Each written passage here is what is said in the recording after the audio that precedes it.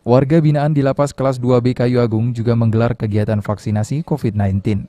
Kasubsi Perawatan Lapas Kayu Agung Franky Daeng mengatakan, hingga kini vaksinasi COVID-19 bagi warga binaan Lapas Kayu Agung baru mencapai 20% dari jumlah warga binaan Lapas Kayu Agung.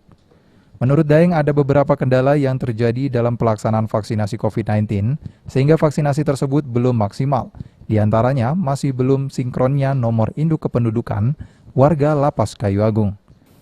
Untuk saat ini, jumlah warga binaan Lapas Kayu Agung sebanyak 1.073 orang dan yang telah divaksinasi baru 223 orang. Dalam vaksinasi COVID-19 ini, Lapas Kayu Agung bekerja sama dengan Kodim 0402 OKI dan Dinkes OKI. Untuk kendala NIK, pihaknya juga telah berkoordinasi dengan Disduk Capil OKI terkait NIK warga binaan ini setelah dilakukan sinkronisasi NIK.